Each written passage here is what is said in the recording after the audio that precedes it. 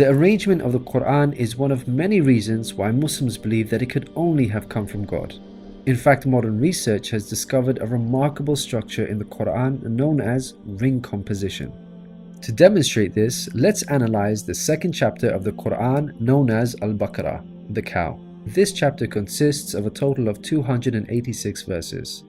The entire chapter can be divided into 9 groups based on theme. The first group of verses talk about faith and unbelief. This mirrors the theme of the last group of verses. The second group covers God's creation and knowledge. This again mirrors the second to the last group's theme. The third group discusses the law given to the Israelites, which mirrors the giving of law to the Muslims in the 7th group. The fourth group relates to the test of Abraham, a mirror of the test of Muslims in the 6th group. The middle group, the 5th group, is the central theme of the entire chapter, the change in direction of the Muslim prayer. We have made you believers a middle nation, so that you may bear witness to the truth before others. We only made the direction the one you used to face in order to distinguish those who follow the messenger from those who turn on their heels.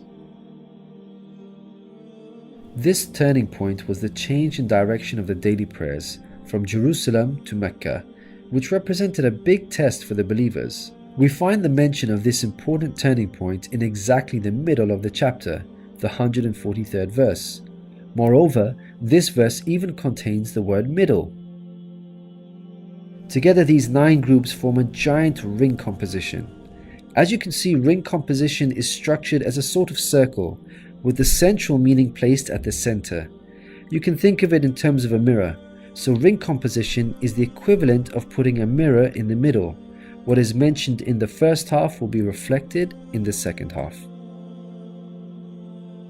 Things can be taken a step further. If we examine these 9 groups, we find that they each contain sub-ring compositions. So what we have is rings within rings.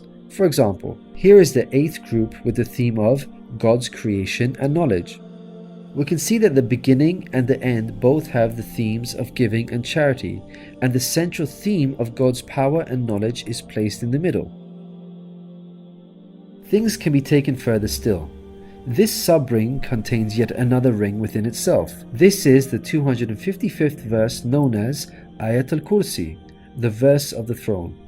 Just like the chapter which contains it, the verse of the throne can be divided into 9 groups based on theme.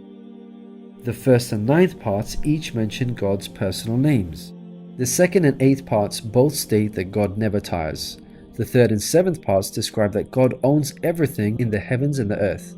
The 4th and 6th parts make it clear that God has total control over us and we are dependent on Him. Notice that the middle of this verse mentions before and after, which could be yet another allusion to the mirroring of ring composition. It's worth highlighting that not only does the verse of the throne contain its own ring composition, but it is also positioned as a sub-ring within 2 larger rings, a concentric ring composition. We can see that this chapter of the Quran is marvelously designed, being precisely and tightly arranged according to the principles of ring composition. This precision in arrangement is in fact astonishing when we consider the timing of the revelation of these verses.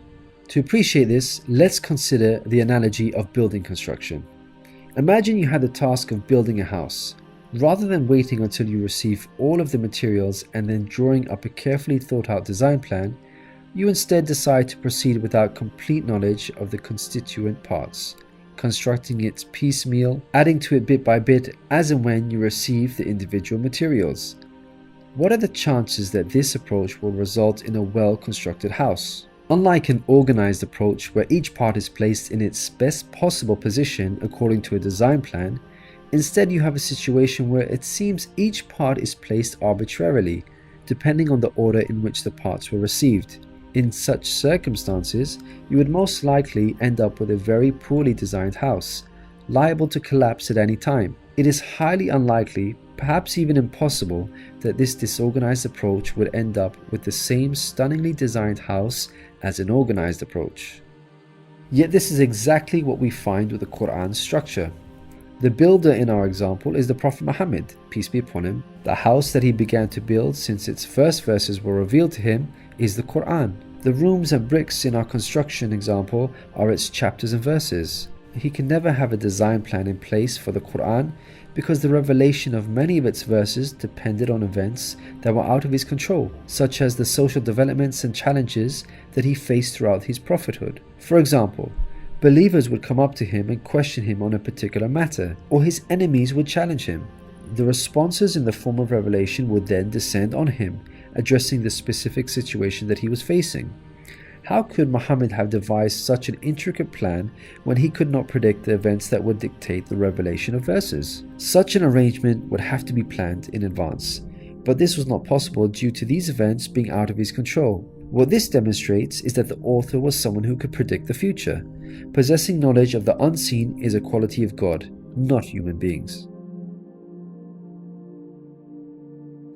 Some critics may point out that books prior to the Quran had this literary style, and therefore we cannot use this as an evidence for the Quran's divine origin. However, comparing the Quran to other books is like comparing night and day for many reasons. Firstly, Prophet Muhammad, peace be upon him, was not a poet, nor did he have any literary reputation. In fact, like many people at the time, he could not read or write. Secondly, most people would assume that the Quran is arranged chronologically, starting with the first revealed verse and ending with the final revealed verse. This is the order in which books are typically written, in a logical sequence starting with the beginning, then the middle, and finally the end. But the way the Quran was composed is unlike any other book. Al-Baqarah, the chapter of the Quran that we have covered, was not revealed starting with verse 1, followed by verse 2, then 3, and so on. Rather, its verses were revealed out of sequence over a span of many years and interspaced with the revelation of verses from other chapters. The Quran's unusual manner of revelation makes implementing ring composition much more difficult than conventional books. Thirdly, conventional books follow an editorial process by undergoing multiple stages of editing, which allows the author to gradually refine the text over time. However, the Quran did not undergo an editorial process. Prophet Muhammad, peace be upon him, would place the verses in their positions as soon as they were revealed to him. With each new verse, he would not go off and review what had been previously revealed to see where he can position them in order to maintain a ring structure. Rather, spontaneous revelation was immediately followed by the placement of the verse, its position fixed. When we look at the history of the Quran's compilation, there is not a single instance of a verse being moved around in order to make it fit a ring composition. Fourthly, achieving ring composition in conventional books is much more feasible as the author has complete control over the content, allowing them to plan their structure ahead of time. As we've already seen with the Quran, its content was circumstantial as it was tied to events that were out of the control of the Prophet Muhammad, peace be upon him, and therefore he could not plan a structure ahead of time. Fifthly, the Quran was first revealed as an oral recitation, not in written format. With written books, you can easily plan a structure because you can quickly and conveniently refer back to what you have written previously. But with a recited text like the Quran, the Prophet Muhammad, peace be upon him, would have had to rely on his memory in order to recall what was previously revealed, a much greater challenge. In light of all these difficult circumstances, wouldn't you expect the Quran's structure to be jumbled? What we find against all odds, however, is that the Quran contains a remarkably sophisticated structure. The circumstances of the Quran's revelation, together with its precision and harmony, represent a compelling argument for its divine origin. Your companion is neither astray nor being misled, nor does he say anything of his own desire. It is no less than inspiration sent down to him. He was taught by one mighty in power.